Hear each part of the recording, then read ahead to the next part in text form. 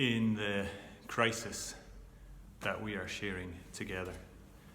One of the good news stories that I keep hearing about is the story of heroes, real life heroes, the NHS workers, the key workers who are keeping us healthy, keeping us protected, keeping us fed, are, we are told, real life superheroes. That's true. But in fact, I feel like these workers have been heroes all the time. But perhaps now they're getting some real appreciation. Superheroes get a lot of attention, like the Batman. People might know that the Batman is not my favourite superhero. Not because I don't like his story, but because he's not a superhero. He's just a hero. He's just a man without any superpowers. He's maybe a super rich hero, but he's not a superhero. His story is interesting. Bruce Wayne, a traumatic childhood, terrible things happening to him, heir to a massive fortune, and then invests a huge amount of that in secret military-grade technology that he then uses to dress up and beat up criminals at weekends in Gotham City. Just how effective is that? Imagine if Bruce Wayne invested his millions in education, in youth work, in social services.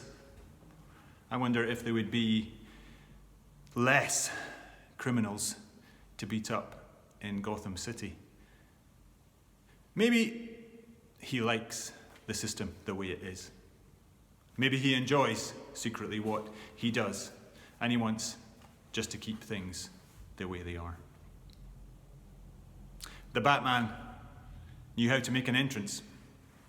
A young Jewish rabbi in first century Palestine carefully seemed to arrange his entrance into their capital city, Jerusalem. Crowds were gathered for a major festival, and as he enters, they wave palm branches, they lay their cloaks on the ground, they shout, "Hosanna, Son of David, blessed is he who comes in the name of the Lord."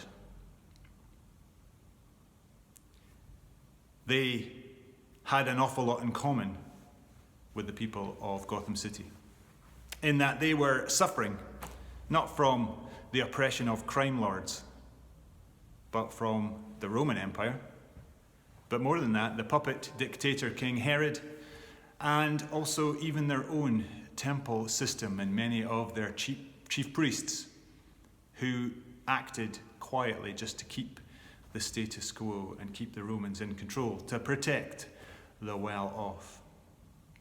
The people of Jerusalem city knew what they wanted. They wanted a hero. They wanted someone called a Messiah to come and give them comfort, to be a prophet of comfort, to be also a warrior hero who would smash the Romans and set them free.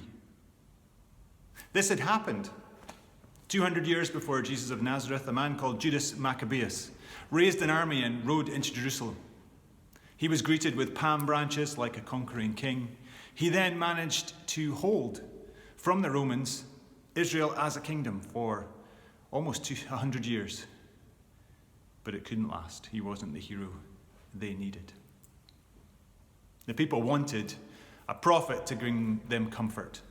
They wanted a hero to smash the Romans. What they got in Jesus of Nazareth was quite unexpected. People waved palm branches, which is what you did to greet a king. People laid down their cloaks, which is what you did for a new king. Quite a revolutionary act, actually, when King Herod was still on the throne. And people cried out, "Hosanna," which comes from a group of psalms in their great Jewish songbook that are called the Hallel Psalms and are about God saving us. Hosanna means save us. They wanted to be rescued. The Jesus of Nazareth story is about a prophet who brings comfort, but also brings uncomfortable words about justice and judgment and turning back and coming back to the God who created them, who saved them, and who made them to be a blessing to the people around them. He did come as an anointed one, as a Messiah. But his rescue was to not be for something so small as from oppression in this time in the Roman Empire. It was to be something far bigger in scope. A dream that God always had to put his creation project back on track, to bring rescue from things like sin, the addiction to mucking things up that creates a barrier between human beings and each other, human beings and creation, and human beings and God. Jesus said he came to bring life in all its fullness, to be the human beings we were made to be. The people knew what they wanted, but they got something quite unexpected. Jesus rode into Jerusalem on a donkey. A donkey is something a king would regularly ride on. Search the scriptures, you'll find plenty of references to kings riding donkeys, but only in peacetime. Donkeys were for transport. Donkeys were like tractors or diggers or vans for delivering prescriptions, getting people's shopping, making the world a better place. Horses were military-grade technology for war. Jesus did not come in on a horse. The kind of peace he talked about, shalom, means wholeness. Good relationships with God, with each other, and the world around them. The kind of life that God made them for. Jesus was not necessarily what they wanted, but a bit like Batman for Gotham City, might be just the kind of thing they needed.